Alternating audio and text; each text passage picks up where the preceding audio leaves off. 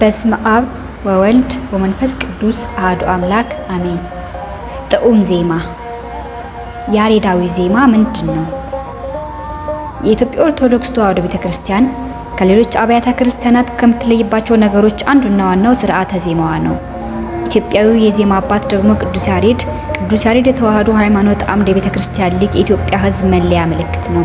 በጠቅላላው ዕረፍተ ሞት ለገታቸው ሆነ ለኛ በሕይወተ ሥጋ ለምንገኝ ታላቅ ባለውለታ ነው።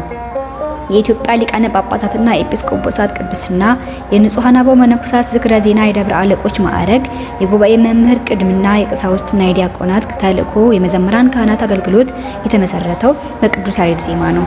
ቅዱስ ያሬድ ለቤተ ክርስቲያን ያበረከተው ጸዋትወ ዜማ በዓለም ተወዳዳሪ የማይገኝለት ነው። ዜማ ከመላእክትና ከሰዎች በተጨማሪ በሌሎች ፍጡራንም ዘንድ ይታያል። በዚህ በኩል ወፎችን ለመጥቀስ ይቻላል። ወደ ሰው ስንመጣ ዜማ አብሮት እንደተፈጠረ ማስተዋል ይቻላል። ጣዕሙና ይዘቱ ስለ ስልቱና ምጥቀቱ ይለያያል እንጂ ሰዎች በዚህ ዓለም መኖር ከጀመሩበት ጊዜ ጀምሮ ከዜማ የተለዩበት ጊዜ የለም።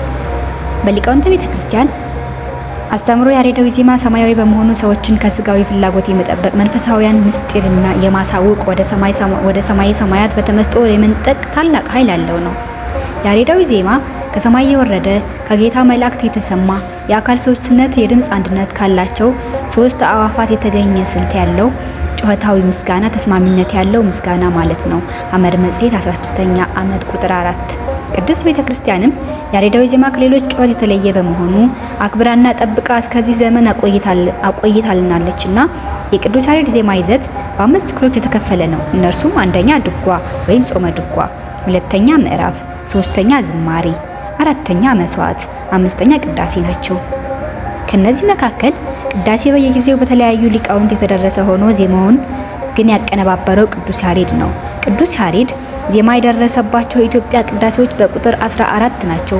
ከቅዳሴ ውጭ ያሉ አራቱ ዜማዎች ግን የድርሰታቸው ሆነ ዜማቸው የራሱ የቅዱስ ያሬድ ናቸው። የቅዱስ ያሬድ ዜማ ባህሪው ሲታይ አንዱ ክፍል ከሌላው የተለየ ነው። ለምሳሌ ድጓ ከዝማሬ፣ ዝማሬ ከመስዋዕት፣ መስዋዕት ከቅዳሴ በአንዱ የዜማ ምልክት የዜማው ቃና ከግዕዝ እዝልና አራራይ ሳይወጣ ይለያያሉ። አገልግሎታቸው ቢሆን ይለያያል። ለምሳሌ ጾመ ድጓ ለጾም ወራት አገልግሎት ተብሎ የተቀመረ ነው። ሊቃውንት እንደሚሉት ቅዱስ ያሬድ ድጓን የደረሰው ከአክሱም ከተማ በስተደቡብ ምስራቅ አቅጣጫ ወጣ ብሎ በምትገኘው ማህበረ ድጓ ማህበረ ዴጎ ነው። ባህልና ክርስቲያናዊ ትውፊትም 208 ዓመተ ምህረት ምዕራፍ የዘውትርና የጾም ተብሎ በሁለት ይከፈላል። ዝማሬ በቅዳሴ ጊዜ የሚቃኝ የጸሎተ ቅዳሴውን ምስጢርና ዓላማ ተከትሎ የሚሄድ ነው። መስዋዕት ለዕለተ ሞት ፍትሐትና ለሞቱት ዓመት እንደዚሁ በጌታችን በእመቤታችን በጻድቃንና በሰማዕታት ወዘተ በዓላት ሁሉ በዜማ ይጸለያል። የቅዱስ ያሬድ ዜማ ከማይጠገብ ጣዕመ ዜማነቱ ባሻገር በውስጡ ከብሉያት፣ ከሐዲሳት፣ ከሊቃውንትና ከሌሎች መጻሕፍት ከተውጣጡ ትምህርቶችና ምክሮች የተሞላ በታሪክና በስነ ምግባር ይዘቱ የተሟላ በውብ ስነ ቋንቋ የተከሸነ በመሆኑ የቤተ ክርስቲያናችን ሃይማኖት ቀኖና፣ ባህልና ስርዓት ለዘመናት ሳይለወጥና ሳይፋለስ እንዲቆይ እንደ ጠንካራ መሰረት ቋሚ ምሰሶና ማገር ሆኖ ሲከላከል ቆይቷል። የቅዱስ ያሬድ ዜማ ሰማያዊ በመሆኑ ሕሊናን የመመሰጥ ስጋዊ ደስታና ኃጢአት ከማሰብ የመጠበቅ ሰማያዊያን ድንቅ የምስጋና ምስጢር ኃይል አለው። ከእግዚአብሔር የተገኘ ስጦታን በመሆኑ ብሌት፣ እርጅና፣ ውላጤ፣ መለወጥ የማይታይበት ዘወትር ሕያው የሆነ ብቸኛ ዜማ ነው። ያሬዳዊ ዜማ ከእግዚአብሔር የተሰጠን በመሆኑም ሕይወትን የመለወጥ ጸጋ አለው። ያሬዳዊ ዜማ ከሌሎች የዜማ አይነቶች በተለየ አንደኛ በአዝማናት ተከፋፍሎ የሚዜም ነው። ለምሳሌ በዘመነ ጾም፣ በዘመነ ፍስሐ፣ በአበይትና በንዑሳት በዓላት የሚመሳሰሉት የምንጠቀምበት የዜማ ስልት ይለያያል። ሁለተኛ በምልክት የተወሰነ የዜማ ስልትና ቀመር ስላለው እንደተፈለገው ዜማውን በየጊዜው መለወጥ ወይንም ማሻሻል አይቻልም። ሶስተኛ ዜማው መንፈሳዊ አንሳሶ የሚያስተምር በመሆኑ አቀራርቦ የራሱ ስርዓትና ሕግ አለው። አራተኛ ዜማው በመጽሐፍ ቅዱስ ምሳሌና ምስጢር የተሞላ ነው። አምስተኛ የፊደል ቅርጽ ባላቸውና በሌላቸው የዜማ ምልክቶች ቅንጅት የሚዘመር ነው። ስድስተኛ በቁም ዜማና በአቋቋም ዜማ በጽናጽልና በከበሮ እንዲሁ በመቋሚያ የሚዜም ነው። ሰባተኛ ዝማሬውን የሚያጅብ የትንፋሽ ወይንም የክር መሳሪያዎችን የግድ ላይጠቀም ይችላል። ስለሆነም በርካታ የውጭ አብያተ ክርስቲያናት የያሬድን ዜማ የራሳቸውን ለማድረግ ለዘመናት ጥረዋል።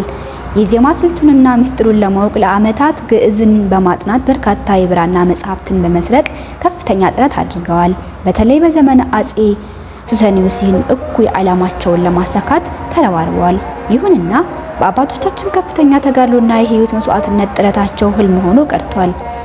ዝኒ ከማሁ የአባቶች ተጋድሎ ብቻም ሳይሆን ዜማው በምድራዊ ጥበብና ፍልስፍና የሚያዝ የሚወሰን ሳይሆን ታላቅ መስዋዕትነትን የሚጠይቅ ሌት ተቀን ልቡናን ለሥላሴ ሰጥተው ከእግዚአብሔር የሚያገኙት በመንፈስ ቅዱስ ጸጋ የሚያጸኑት የሚማሩትና የሚያዘሙት እንጂ በገንዘብ የማይገዛ ታላቅ ጸጋ በመሆኑ ነው።